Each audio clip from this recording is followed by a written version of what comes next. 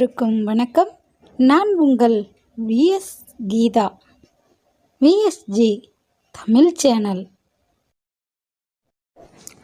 Subscribe press பண்ணுங்க, bell பட்டனை click பண்ணுங்க, லைக் பண்ணுங்க, ஷேர் பண்ணுங்க, கமெண்ட் பண்ணுங்க. தேங்க்யூ.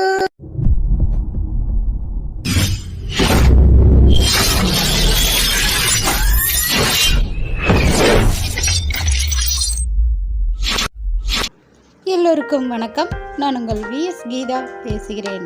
அன்பே பலம், மனிதமே துணை. அவளும் கவிதையும் 2 பாகம் 14 கேட்டால் அந்த மாதிரி நரேந்திர பாட்டெல்லாம் ரிஹர்சல் எடுத்தேன் அப்படின்னு ஒத்திகை பார்த்துட்ருக்கேன்னு சொல்கிறாப்புல. சான்று வேண்டாம், இந்த பாட்டை நீங்கள் போடாதீங்கண்ணா அப்படின்னு சொல்ல, ஏன் போடக்கூடாதுன்னு கேட்டு ரகசியமாக சொல்ல, சிட்டம்மா நான் சின்ன வயசுலேருந்து அவரை தான் பார்த்து வளர்ந்தேன், எனக்கு எல்லாமே அவர் தான் பார்த்துக்கிட்டாரு, நானும் அவரை ரொம்ப நல்லா பார்த்துக்கிட்டேன், இப்போ திடீர்னு எப்படி வேற ஒருத்தரை கல்யாணம் பண்ணிக்கிறது அப்படின்னு சொல்லி ரொம்ப அவங்களுடைய உரிமையை உறக்கமாக சொல்லிக்கிட்டு இருந்தாங்க.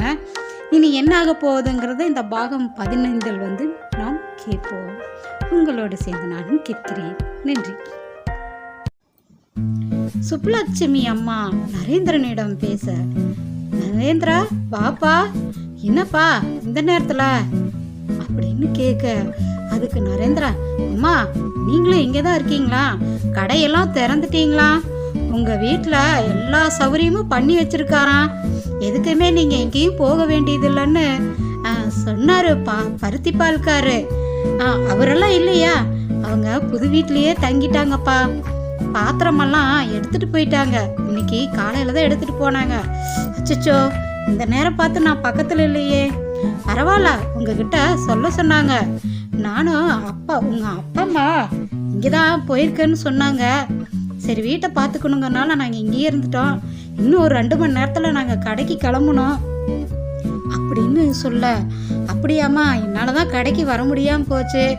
ஆமாப்பா, நாங்கள் கடையெல்லாம் திறந்துட்டோம், வியாபாரம் நல்லா போகுது, காலையில் 4 மணிக்கே போகணும் அப்படின்னு சொல்ல, அதுக்கு நரேந்திர, சரிம்மா, நீங்கள் வீட்டை பூட்டி ஒன்று பருத்தி பால்காரர்கிட்ட சாவி கொடுத்துருங்க, இல்லைன்னா நீங்களே வச்சுருங்க, நாங்கள் அங்கே வாங்கிக்கிறோம், இல்லைன்னா அப்பம்மா வாங்கிக்க சொல்கிறோம் அப்படின்னு சொல்ல, சரிப்பா அப்படின்னு சொல்ல, தம்பி சின்னவர், நீங்கள் ஏன் இவ்வளோ பரபரப்பாக பேசுகிறீங்க, என்ன இவ்வளோ அவசரம் அப்படின்னு வைரவா கேட்க, அதுக்கு நரேந்திரா, அதெல்லாம் இப்போ பேசுறதுக்கு நேரம் இல்லை, நம்ம காரில் போகும்போது பேசிக்கலாம், நீங்கள் போயிட்டு தபேலா இந்த நாடகத்துக்கு உண்டானது எல்லாத்தையும் எடுத்து ஏதோ காரில் போய்ங்க, சரியா அப்படின்னு சொல்ல, அப்படியா, அப்போ நாளைக்கு நாடகம் இருக்கா?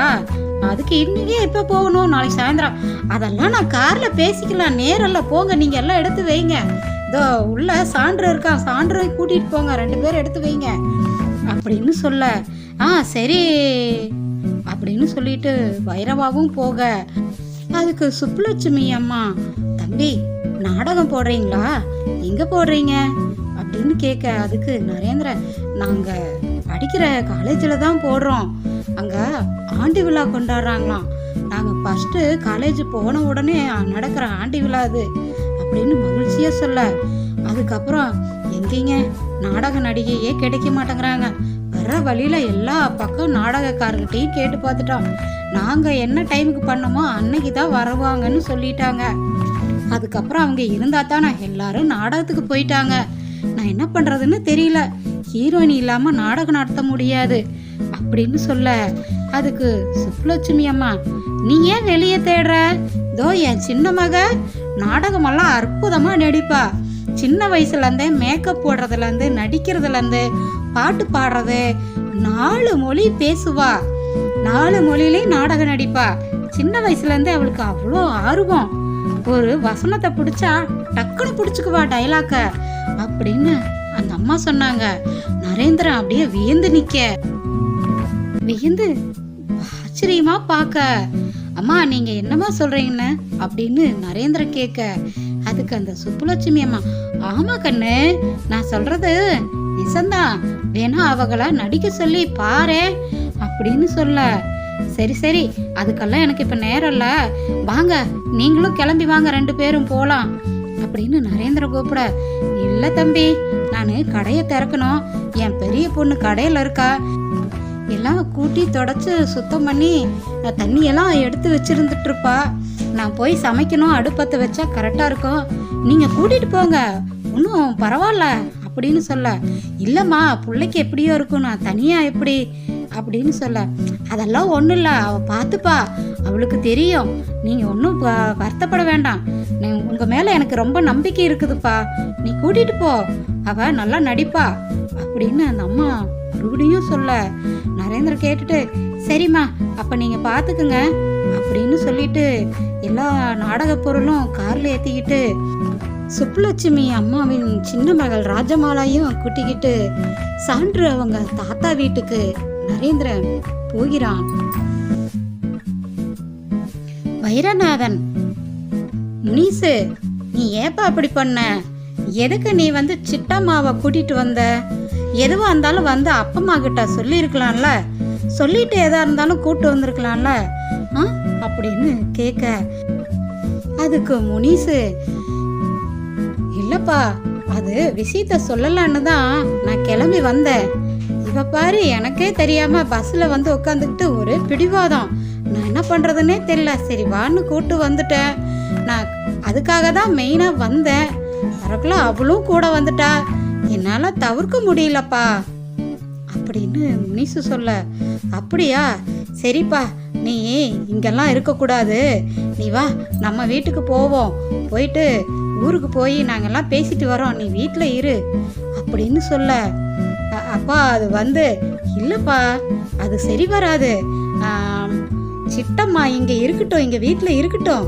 சரியா, நீ வந்து அங்கே நம்ம வீட்டில் இரு, நம்ம எதா இருந்தாலும் பேசி பண்ணிக்கலாம், சரியா அப்படின்னு சொல்ல, அதுக்கு முனிஸ் அவங்க சித்தப்பா, இங்கே பாரு முனிசு, அப்பா சொல்கிறது அண்ணன் சொல்கிறது கரெக்டு தான், நீ கிளம்பி போ, வீட்டுக்கு போய் இரு, எதா இருந்தாலும் அப்புறம் பேசிக்கலாம்.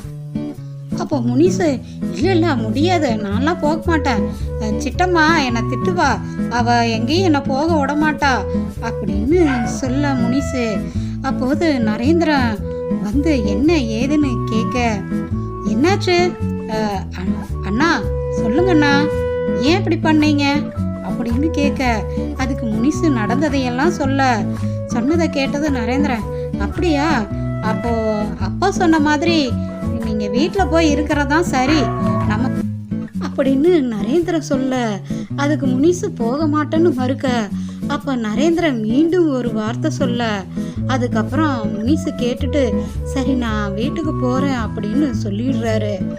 அதுக்கப்புறம் நரேந்திரன் பேச, அப்பா நீங்க நேரா ஊருக்கு போங்க, ஊருக்கு போயிட்டு அங்க நம்ம சின்ன சித்தியை பார்த்துட்டு அவங்க கிட்ட சொல்லிட்டு வந்துருங்க, இல்லைன்னா அப்புறம் வேற எதுவும் ப்ராப்ளம் ஆயிரும், விடியறதுக்குள்ள அங்கே போயிடுங்க, எனக்கு கொஞ்சம் வேலை இருக்கு, ராஜம்மாவையும் கூட்டிட்டு நம்ம வைரவா அண்ணன் சான்றும் கூட்டிட்டு போறேன், நாளைக்கு காலேஜில் நாடகம் இருக்குப்பா, நாளைக்கு நான் சாயந்தரம்லாம் வந்துடுவேன் மாலை நேரத்தில் அப்படின்னு சொல்லிட்டு நரேந்திரன் கிளம்ப, அதிகாலை வேலை விடுகின்றது.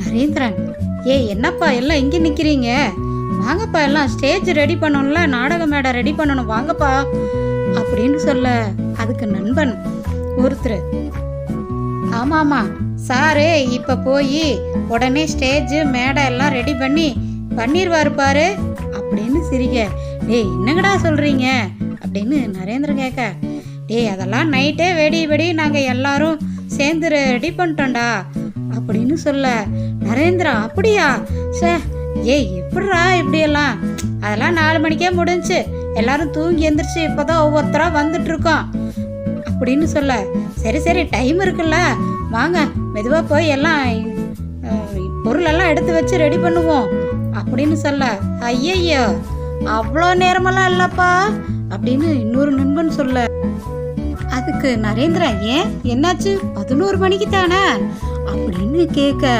அதுக்கு நண்பன், இல்லப்பா அது அடுத்த மாதம் காலேஜ் எலெக்ஷன் வருதான், அதுக்கு மதியம் மீட்டிங் வச்சுருக்காங்களாம், நம்மளை 11 மணிக்குள்ள நாடகம் முடிக்க சொல்லியிருக்காங்க.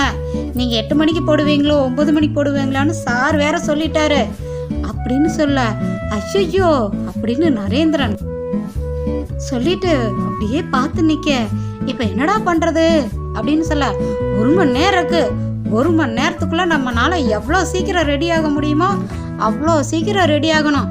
இப்போவே முக்கால்வாசி மாணவர்களெல்லாம் வந்துட்டாங்க, வாங்க வாங்க போவோம் அப்படின்னு சொல்ல, அப்புறம் நரேந்திரா, நம்ம நாடகத்து கதாநாயகி என்னாச்சு, கிடைக்காதுன்னு ரொம்ப புலம்பிட்டு இருந்தியே அப்படின்னு கேட்க, அதெல்லாம் அரேஞ்ச் பண்ணியாச்சு. அது என் சொந்தக்கார பொண்ணு தான், தெரிஞ்ச பொண்ணு தான்.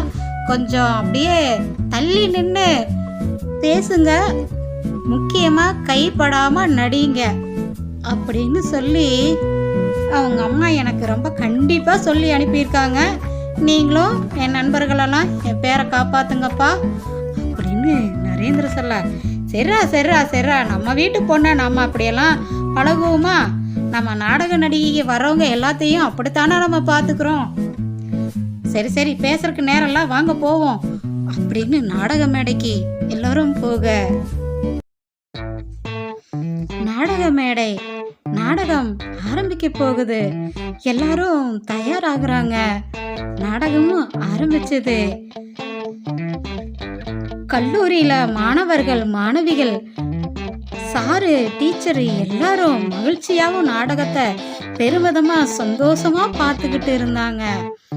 நம்ம ராஜம்மாள் ரொம்பவும் அற்புதமா அழகா நடிச்சாங்க. அவங்களுக்கு முதல் மேடைங்கிறதே இல்லாம அனுபவம் போல அற்புதமா நடிச்சுக்கிட்டு இருந்தாங்க. கூட நடிக்கிற சக நடிகர்களும் வியந்து பார்த்து அவங்களும் போட்டி போட்டு நடிச்சாங்க. அற்புதமா நாடகமும் நடந்து முடிஞ்சது. நன்றி, வணக்கம். நான் உங்கள் விஎஸ் கீதா. அன்பேற்றம் மனிதமே துணை. அவளும் கவிதையும் பாகம் 16 நாம்